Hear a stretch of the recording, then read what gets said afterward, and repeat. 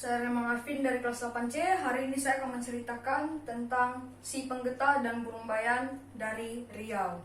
Di sebuah desa ada sebuah gubuk tua dan di dalamnya ada si pemuda yang bekerja sebagai penggeta burung untuk memenuhi kebutuhan sehari-harinya. Warga sekitar memanggilnya si penggeta. Suatu hari seperti biasa, si penggeta berangkat ke pasar untuk menjual burung-burung hasil tangkapannya. Sampainya di pasar, ia tiba-tiba mendengar suara percakapan dua laki-laki. "Hei, apakah kamu pernah mendengar tentang burung bayan? Ia adalah burung yang termahal di dunia ini. Bulunya indah dan suaranya merdu. Tidak hanya itu, dia juga bisa berbicara layaknya seorang manusia. Jika ada yang bisa menangkapnya, saya akan membayarnya banyak emas."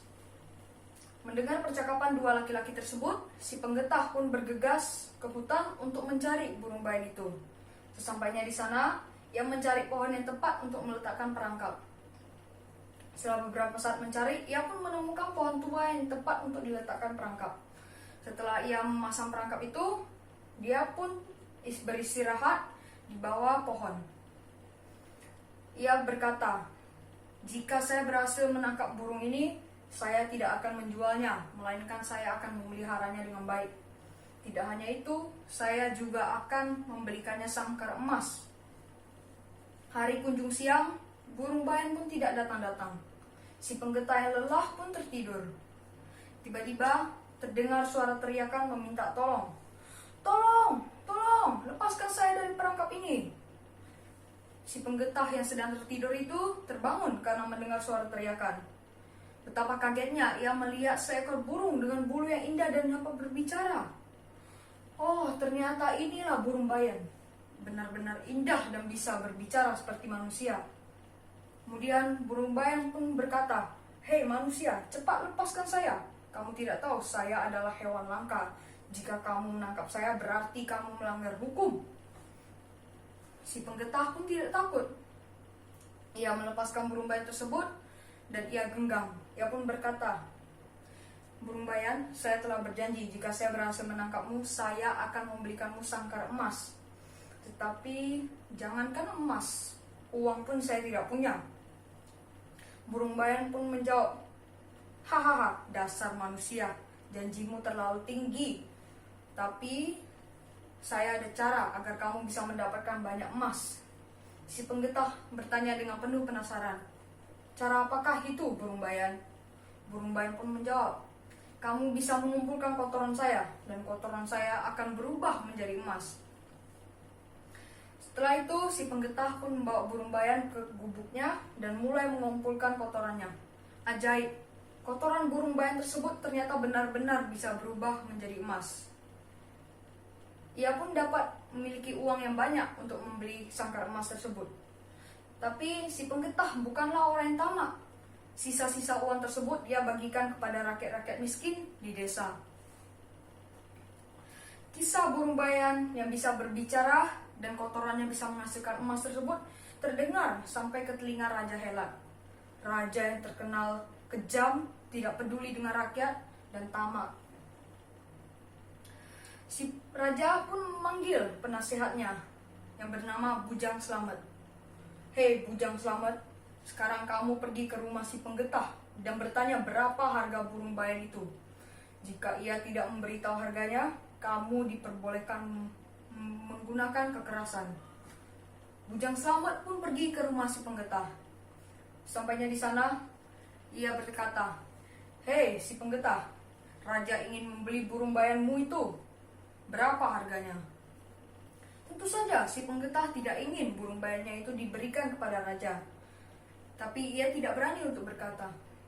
Ia pun memikir otak dan akhirnya dia berkata, "Bujang Slamet, bagaimana jika kamu bertanya kepada burung bayan ini apakah dia ingin dibawa ke istana?" Bujang Slamet pun berkata, "Sungguh ide yang bagus. Hei burung bayan, apakah kamu ingin dibawa ke istana?" Burung bayan berpikir sejenak dan berkata, "Sebenarnya boleh saja, tetapi saya ada syarat. Syarat itu adalah sang raja harus mendengarkan cerita saya dari awal sampai akhir." Bujang Slamet pun berpikir, Ini kan gampang. Selanjutnya, ia memimpin jalan dan membawa si penggetah dan burung bayan ke istana.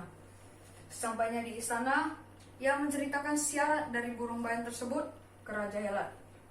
Raja Helat pun setuju. Ia pun menyuruh burung bayan untuk mulai bercerita. Raja Helat sangat terpukau dengan cara bercerita burung bayan itu.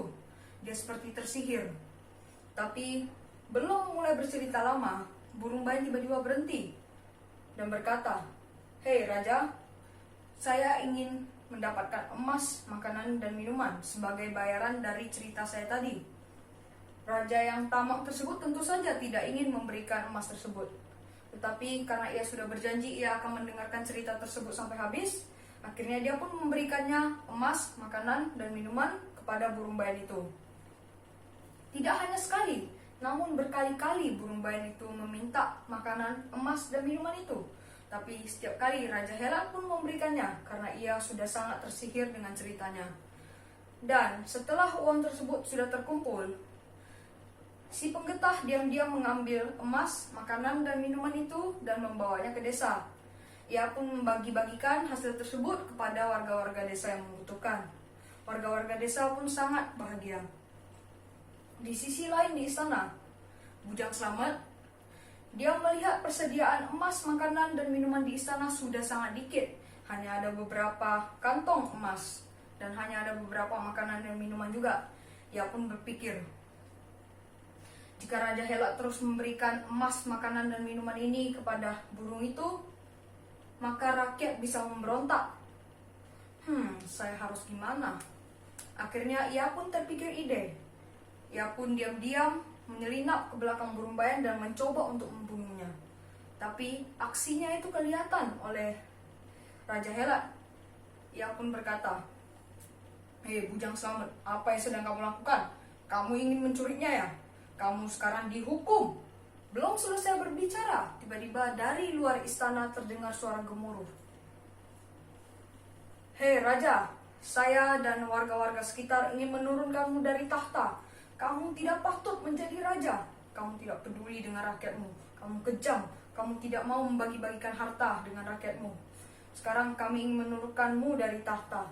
Tentu saja, raja yang memiliki banyak prajurit itu pun memerintah prajuritnya untuk mengusir si penggetah dan warga-warga sekitar. Tapi ternyata prajurit-prajurit raja pun memihak kepada si penggetah karena mereka juga sudah tidak tahan dengan sikap dari raja. Akhirnya Raja Helat dan Bujang Slamet pun ditangkap dan dimasukkan ke dalam penjara. Akhirnya si penggetah ditunjuk menjadi raja dan burung bayan ditunjuk menjadi penasehat raja. Karena ia merasa berterima kasih, si penggetah pun melepaskan burung bayan ke alam liar agar dia dapat hidup bebas. Tamat. Pesan moral dari cerita burung bayan dan penggetah ini adalah kita harus berterima kasih pada orang-orang yang telah membantu kita. Seperti tadi si penggetah, dia melepaskan burung bayan tersebut ke alam liar karena ia telah membantunya.